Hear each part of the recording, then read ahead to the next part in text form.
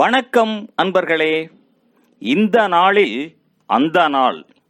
ஆம், வரலாற்றின் வழித்தடங்களில் கடந்த 2000 ஆண்டுகளாக ஒவ்வொரு நாளும் உலகம் முழுவதும் நடந்தேறிய முக்கிய நிகழ்வுகளை நாள் வாரியாக நல்ல பல தகவல்களை தொகுத்து காணொளி மூலம் பகிர்வதில் மகிழ்ச்சி.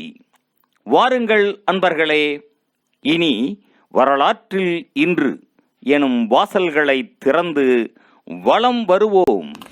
வரலாற்றில் இன்று ஜூலை 20ஆம் தேதியில் நடைபெற்ற முக்கியமான வரலாற்று நிகழ்வுகள். கிபி 70ஆம் ஆண்டில் ஜெருசலேம் முற்றுகையில் பேரரசர் ஸ்பாசியானின் மகன் டைட்டஸ் மலையின் வடக்கே அந்தோனியா கோட்டை மீது தாக்குதலை தொடுத்தார். 1592ஆம் ஆண்டில் கொரியா மீதான முதலாவது ஜப்பானிய ஆக்கிரமிப்பின் போது ஜப்பானிய படையினர் பியோங்யாங் நகரை கைப்பற்றினர். 1903ஆம் ஆண்டில் ஃபோர்டு நிறுவனம் தனது முதலாவது காரினை ஏற்றுமதி செய்தது.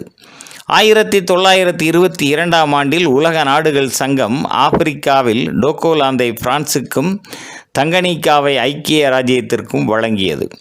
1935ஆம் ஆண்டில் மிலனிலிருந்து பிராங்க்பர்ட் சென்ற விமானம் சுவிட்சர்லாந்து மலையில் மோதியதில் 13 பேர் உயிரிழந்தனர். 1944ஆம் ஆண்டு 2ஆம் உலகப் போரின் போது ஜெர்மனிய இராணுவ தளபதி ஒருவரால் ஹிட்லர் மீது மேற்கொள்ளப்பட்ட கொலை முயற்சியில் இருந்து ஹிட்லர் தப்பினார். 1951ஆம் ஆண்டில் ஜோர்தான் மன்னர் முதலாம் அப்துல்லா ஜெருசலேமில் வெள்ளிக்கிழமை தொழுகையின் போது சுட்டுக் கொல்லப்பட்டார். 1960ஆம் ஆண்டில் ஸ்ரீமாவோ பண்டாரநாயக்கா இலங்கையின் பிரதமராக தெரிவானார். இவரே உலகில் தேர்வு செய்யப்பட்ட முதலாவது பெண் அரசு தலைவர் ஆவார். 1962ஆம் ஆண்டில் கொலம்பியாவில் நிலநடுக்கத்தில் 40 பேர் உயிரிழந்தனர். 1964ஆம் ஆண்டில் வியட்நாம் போரில் வியட்கொங் படைகள் காய் பே நகரை தாக்கி 11 தென் வியட்நாமிய படையினரையும் 40 பொதுமக்களையும் கொன்றனர். 1969ஆம் ஆண்டில் அப்பல்லோ திட்டத்தில் நாசாவின் அப்பல்லோ 11 சந்திரனில் இறங்கியது. நீல் ஆம்ஸ்ட்ராங், எட்வின் ஆல்ட்ரின் ஆகியோர் முதல் மனிதர்களாக சந்திரனில் காலடி எடுத்து வைத்தனர். 1976 அமெரிக்காவின் வைக்கிங் 1 விண்கலம் செவ்வாயில் வெற்றிகரமாக தரை இறங்கியது. 1977ஆம் ஆண்டில் அமெரிக்கா பென்சில்வேனியா ஜேம்ஸ்டவுன் நகரில் இடம்பெற்ற பெரும் வெள்ளத்தில் 84 பேர் உயிர் இழந்தனர். 1980ஆம் ஆண்டில் இஸ்ரேலின் தலைநகராக ஜெருசலேம் நகரை ஐக்கிய நாடுகள் உறுப்பு நாடுகள் அங்கீகரிக்க முடியாதவாறு ஐக்கிய நாடுகள் சபை பாதுகாப்பு அவை 14 வாக்குகள் என்ற தடை உத்தரவை பிறப்பித்தது. 1982ஆம் ஆண்டில் ஐரிய குடியரசுப் படையினரால் லண்டனில் நடத்தப்பட்ட 2 குண்டுவெடிப்பு தாக்குதல்களில் 8 இராணுவத்தினர் கொல்லப்பட்டு 47 பொதுமக்கள் படுகாயமடைந்தனர்.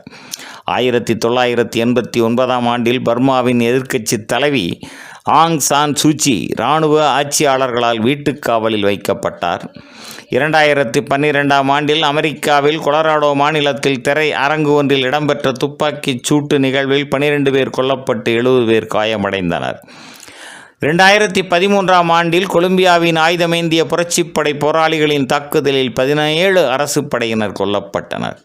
2015ஆம் ஆண்டில் 50 ஆண்டுகளுக்கு பின்னர் அமெரிக்காவும் கியூபாவும் முழுமையான தூதரக உறவை ஏற்படுத்தி கொண்டன.